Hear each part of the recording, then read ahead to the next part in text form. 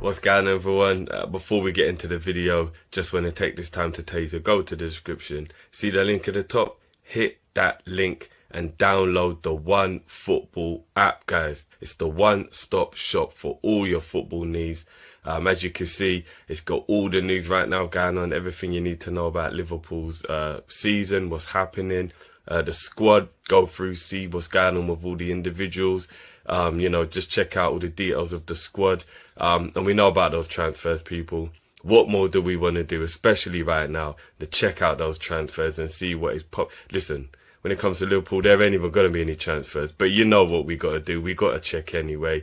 Go through, check out latest scores, match reports. It's got everything, people. Everything. So just make sure you hit that link. Download the One Football app. Get it done now, people. Trust me, you will not regret it. No better place to go check your football news. One Football app. Download it now. Link is in the description, people.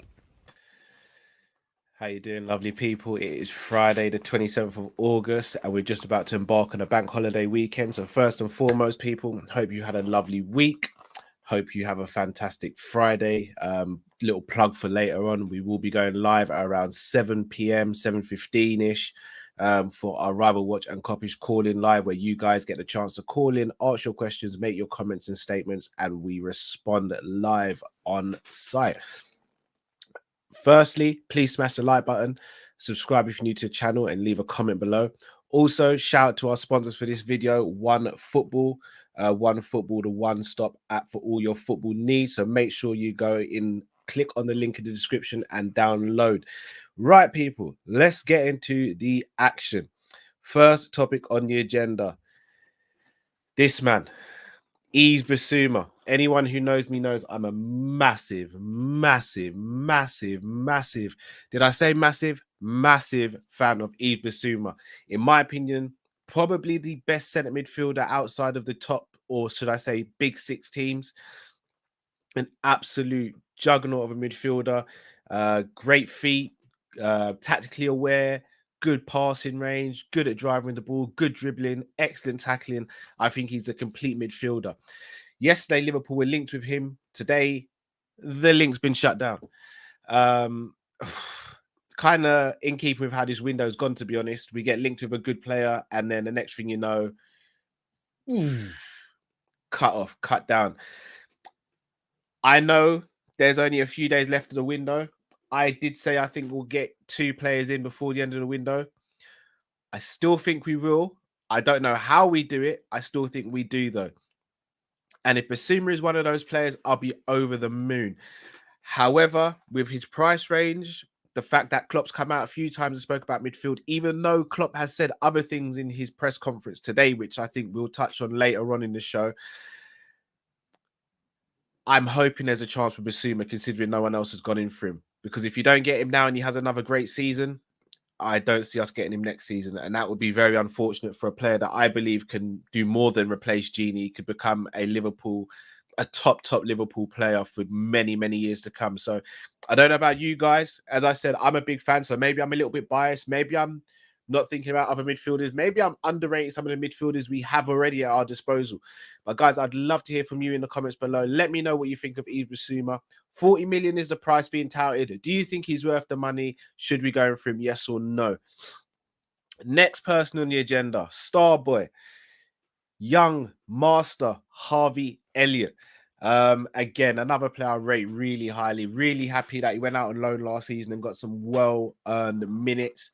And he's come back looking absolutely brilliant so far. Now, again, don't want to get ahead of myself. The boy's 18 years old, so I don't want to pile pressure on him, nor do I think we should. However, like great players, pressure is going to get piled on because they excel in situations they shouldn't be expected to excel in. And last week he excelled. And look, Burnley aren't the greatest technical team, but they're rough, they're tough. We've seen them bully countless teams. Harvey Elliott, as an 18-year-old, would not get bullied, and he was brilliant, instrumental in setting up Mane's goal. Obviously had an assist chalked off because Salah was slightly offside, The boy just excellent, man. And I rate him so highly. I hope he has a fantastic future. And he's been called up to the England under-21 squad alongside his partner, Curtis Jones, another Liverpool player.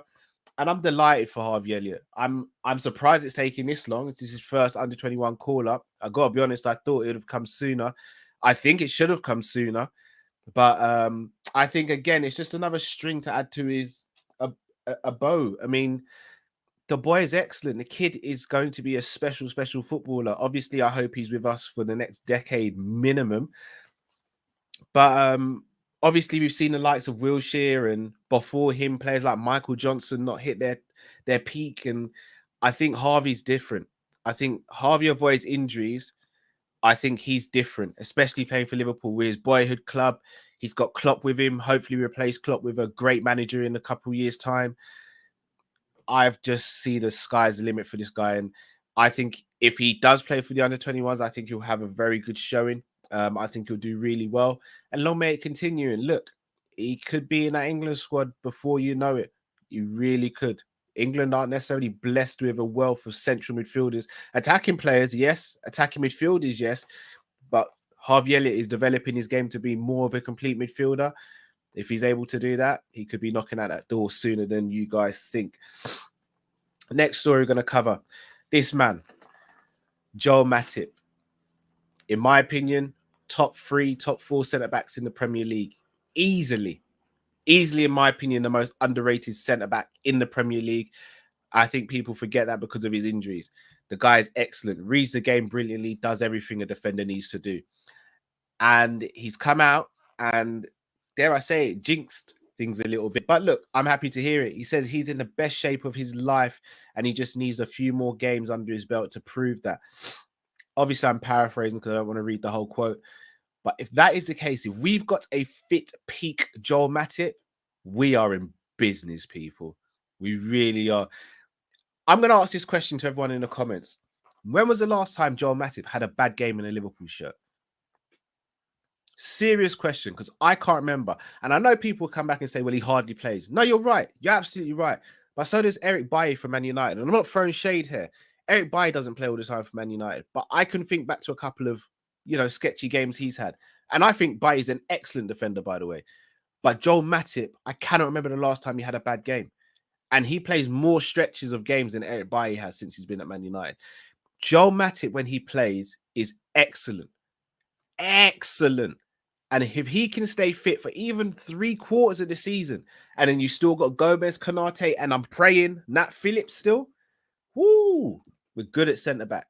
We are good at centre-back. And look, if you want to build a house, what do you need? Solid foundation. If we want to build a title-winning team, you need strong foundation. And if him, Matip, Gomez, Konate, and Virgil, and dare I say Phillips can stay fit for the majority of the season, we're in a good place. Regardless of what happens between now and the end of the window, we are in a good place. So long may that continue. Joel Matip, obviously, people make fun out of him. You've got out of context Joel Matip, which is one of the best Twitter pages at the moment. They have a laugh. He has a laugh about himself. But what is no laughing matter is how good he is as a defender. And I hope he stays fit this season, because if he does, Liverpool will be in business. Last topic, and I feel like I speak about this gentleman a lot, obviously because Drifty loves him, so he ends up popping up in every single stream we do. But Divock Origi, what more is there to say? I mean, we all know, we as Liverpool fans, or the majority of Liverpool fans, want to see him move on. I think the majority of Liverpool fans don't want to see him abused if he's moved on, which I'm in that boat. But apparently it's come out saying that there's been no suitable offers. And if there aren't any suitable offers, we're not going to loan him out and we are going to keep him. Why? Like, with all due respect, obviously we want to sell him. But if you can't sell him and you can still get him off the wage bill for what it's worth, and you can open up another homegrown place, which is what we've been hearing all summer, do it. If it's not about the money, do it. And again, I'm not sitting there saying, oh, it should be Mbappe in the door, go and pay 200 mil. I'm not saying that, because I just know we ain't that club and we ain't got that sort of financial clout. There's probably about 4 or 5 teams in world football who have that financial clout. We're not one of them. Look, I'll hold my hands up. That's fair enough. I can live with that. But if you sold Shaqiri and we get Origi off the squad list, what excuse is there for, in my opinion, not to go and get a Bissouma and a wide forward of your choosing? For me, there is zero excuse. So again, I don't want it to come to the end of the window and people are like, oh, I can't believe FSG. I can't believe Origi. I can't believe Edwards. I just want everyone to be happy on the last day. I want FSG out and FSG in to be bantering with each other because they're both like, oh, well, you know what? We don't agree, but you know what? We're going to win the league. So because we signed these two players. I don't like the bickering. I hate it, in fact. I just want all Liverpool fans to be one with each other and celebrate together because we win trophies, because we have a squad and a depth in the squad to do so. At the moment, I don't feel as though we do. We have the squad, in my opinion, to go far in the Champions League and far in the league. Getting over the line, I don't know. Right now, I don't know. But that changes if we sign two top quality players. And for me, there is no reason why we shouldn't be doing that. So let's make it happen. I mean, people will speak about Edwards. People will speak about Klopp. We don't know what's going on there. Obviously, Klopp's not the type of man to air his dirty laundry. He does say some things tongue-in-cheek. He does leave cryptic messages sometimes. So, again, depends on how you want to interpret what he says. Again, sometimes Klopp is going to tell lies in press conferences. It's what managers do. Every manager does it. Every manager comes out and says, oh, I probably won't sign anyone, and then ends up signing someone. I'm going to sit tight and wait until that window shuts on the 31st of August and see where all the cards fall. But I tell you one thing, if Origi leaves after Shaq leaves and we don't bring in two players, I'm not going to be happy. I'm not going to be happy. But I'm not going to cry over something that hasn't happened yet. Just going to wait and maintain and see what happens. Now, people, I'm going to be signing off now. Make sure you like, comment, and subscribe.